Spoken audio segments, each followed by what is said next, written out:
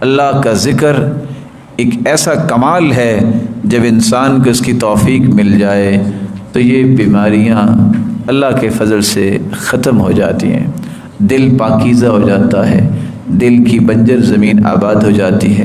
کسی قسم کی غلط جڑی بوٹیاں اگ آئیں تو یہ بڑے کیمیکل کا کام دیتا ہے، کسی چیز کو دل میں جگہ نہیں دینے دیتا۔ شرط یہ ہے کہ آپ کثرت سے ذکر کریں، چلتے پھرتے سبحان اللہ الحمدللہ واللہ اکبر ولا الہ الا اللہ واللہ اکبر سبحان اللہ والحمدللہ ولا الہ الا اللہ واللہ اکبر۔ ایک دیہاتی آیا، آ کے کہتا اللہ کے رسول کو خیر کی بات سمجھائیں۔ آپ نے فرمایا کہو سبحان اللہ، وہ ساتھ ساتھ گننے لگ گیا، سبحان اللہ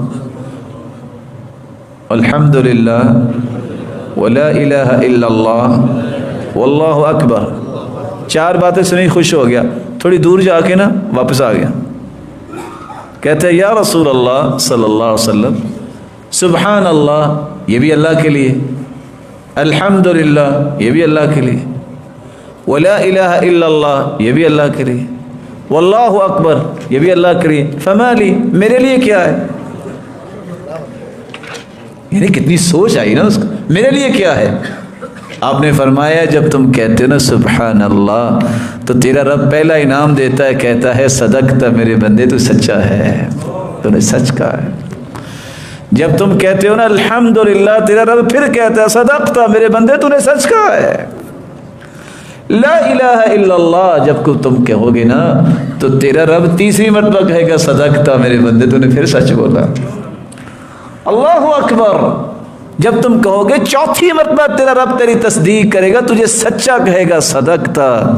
پھر اس کے بعد تم کہو گے نا اللہم اغفر لی، یا اللہ مجھے معاف کر دے، اللہ فرمائیں گے قد فعلت، جا بندے میں نے معاف کر دیا۔